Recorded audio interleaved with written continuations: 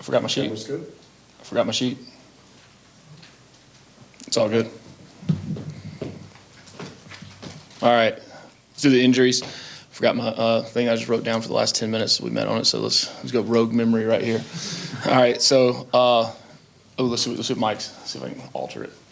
All right, you good. He just wants to get on the camera. No. Just want to make sure you can All read right. my writing. No, you can. Okay. All right. Ooh. Now, so out this week. Amari's still out, making good improvement. He'll still be out this week. Forrest will be out. And Savion is out. All right there? Yes. Okay. And then what were the other categories? Questionable. And what was the other one after that? Probable. Okay, so I know probable. Harrison Malik. Yes. Yes. Harrison Moore, Malik Rutherford. Probable.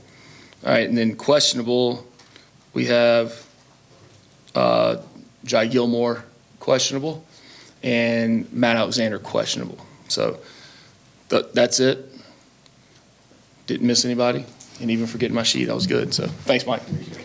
All right, so no, but we want to make sure we're doing right on those things, and doing right by the kids, number one. That's the biggest thing. So with that, 2 days out from a really big game. This is a huge challenge for us going into the. I heard a little crinkling noise over there. Now, it'll be a big challenge for us playing a night game up there. They've got a great fan base, expecting a night, really good crowd, Halloween weekend. Expecting a lot of emotion packed into the stadium, and they're a tough physical football team and have been for a long time. That's the MO of not only their program but of the head coach. And they've got good players. They've been explosive on offense. Have explosive players. And we're looking for a really big challenge. We've had a good week of preparation up to this point.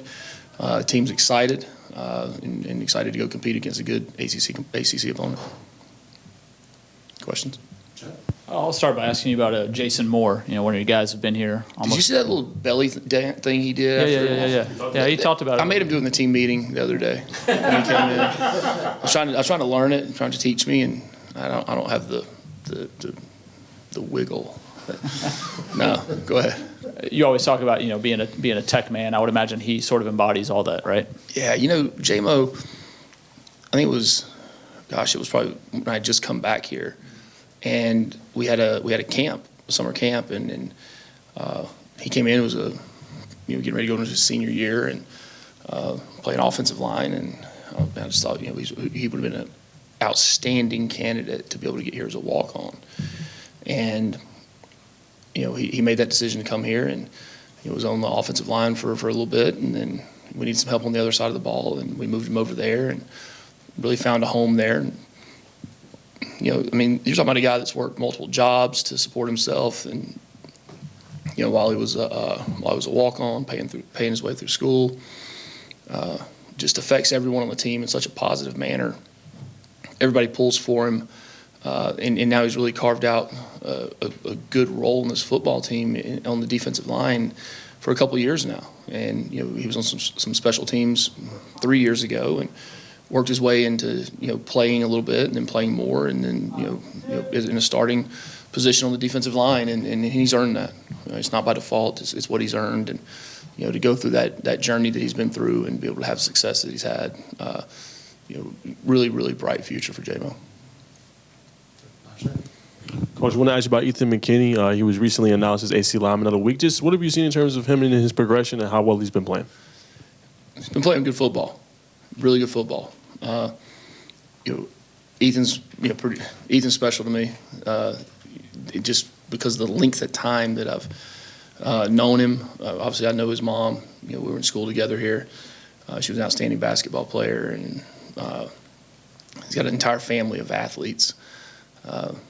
And I mean, he was probably 215 pounds first time he came to a game, and I think he finally got to about 235, 237. And I remember I told him, I said that if you can get to 250, say, you'll have a chance. And he came to camp and comes back to camp again, and I've still got the picture on my phone of him.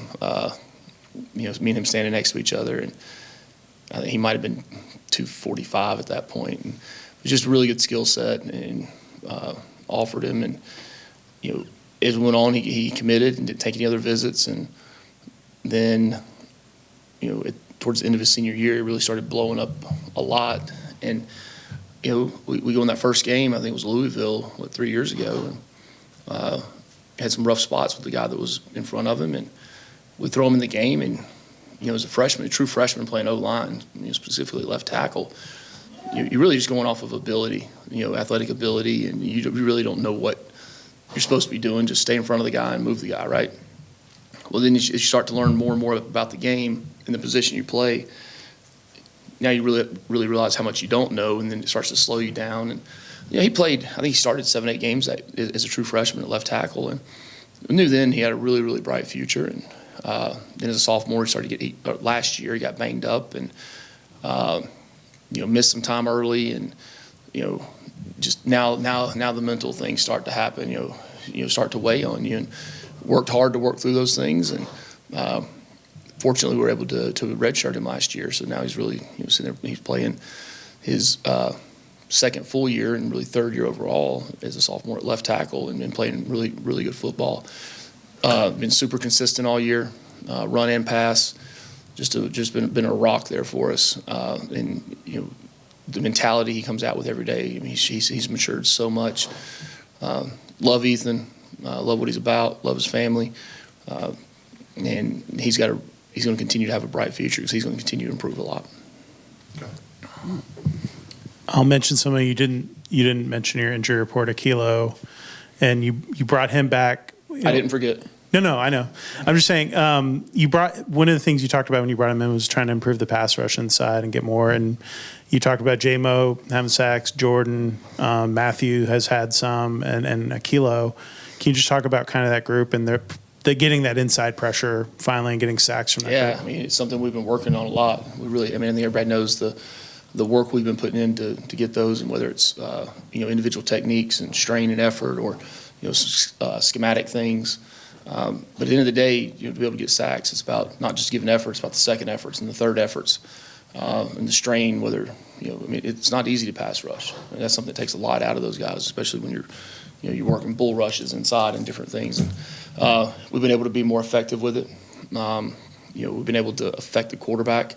We've still got to improve it. We've still got to improve our contain on the quarterback. We've worked really hard on that.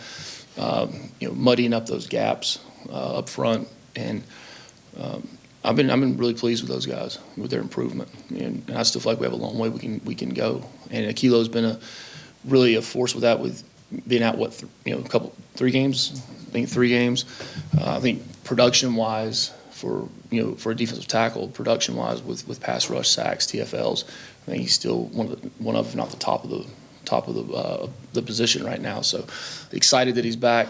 He's excited that he's back. I mean, he's been in such a great frame of mind this week, just knowing he's got a chance to come back. He said he was able to sit back and do a little reflecting when he's out, and it really sometimes that's really good for guys, really good. And I'm expecting a really good game Saturday night from him. The secondary's been pretty banged up here over the last couple of weeks. What have you seen from some guys who are potentially stepping up? You just said they're banged up. So yeah, well, but who are some other guys maybe that are stepping up in practices, and what have you seen? They're backups. I mean, the same guys that have been playing. It is. I mean, we've been pretty good.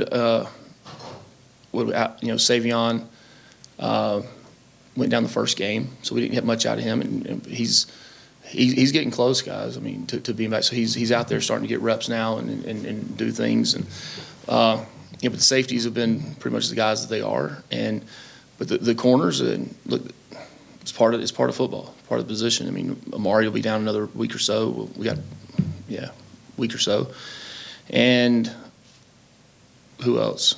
Rod has stepped up. I mean, had to play. We talked about him last week. Daquan. Dalen's right there. Dalen's right there on the cusp of being ready to play a lot of football for us. We started working him in about a month ago to special teams, playing a lot of special teams. Zach's been playing pretty solid out there. It's good when you usually don't call a corner's name. corners and tackles, offensive tackles are like the same thing. Out there on the islands, and if you're not calling their name, they're probably doing their job. So, we had a scare with him last week, and thank goodness he's good to go. Who else there? John Mitchell is another one that's been getting a lot of valuable reps, learning from his mistakes, improving things. He's been a sure tackler for us when he's been out there. Had a couple last week where he stuck his head where he shouldn't have, and ball ends up spitting. But he'll learn from those things and continue to grow. He's young, the redshirt freshman. So again, like I think I said on Tuesday, that's why we play a lot of guys early in the season. A lot of guys getting valuable reps, and we're going to need all of them. Chad Alexander was your number 2 running back most of last year, and he had a chance to actually, I guess, redshirt now technically for this season, and with only 4 games left. Just can you talk about how his progress has been coming back from his injury, and kind of is he a guy maybe you expect to help you down in these last 4 games going into whatever postseason you guys have?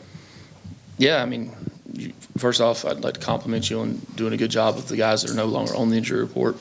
Of asking questions about him, but we'll see Saturday night. Excited he's back. Anything else? Chad? Tuesday we talked about the margin of error, the havoc rate. Have you seen those numbers steadily improve? Have they sort of maintained their level? Since Tuesday? Yeah, since Tuesday. No, they're. It's funny. We talked about it on Sunday. Is when I show them those numbers, and we've improved, but the improvement's still this, right? And from the first game to now, if you want to look at it like that as a whole, there's improvement. But not consistent. It's not every week you're going to get lower, higher.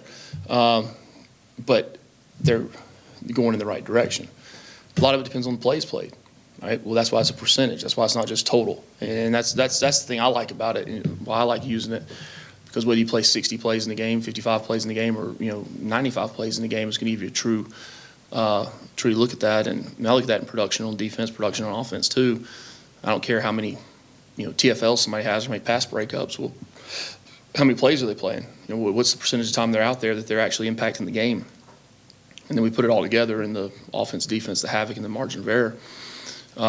No, we've improved on it. I think that's pretty obvious by the turnover in the games. But also we've improved on the turnovers, but we've got to continue to improve on the takeaways, because we're looking at overall margin, turnover margin for a team. It's not just one side of the ball that you win games with. I don't believe in that. It's complementary football. It's playing a full game, all 3 phases. We got to continue to work on that. Getting our hands on the football. Getting takeaways, getting the ball out, protecting the ball on offense. We had a couple last week that could have been turnovers that were, ball spit out, and we can't have those.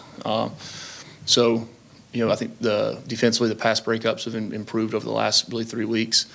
We're still kind of hot and cold with the TFLs. The TFLs are what really, the tackles for loss. That's what really increases or decreases that number.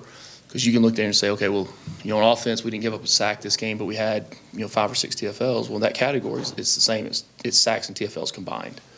It's plays made behind the line of scrimmage. So, same thing. You might have 2 or 3 sacks in a game, but you don't get any TFLs. Right? It's about getting those guys to go the other way and us not going that way on offense. So, they've improved over the year. As I think you probably guess. I'm never going to be satisfied with it until it's consistently at a 0.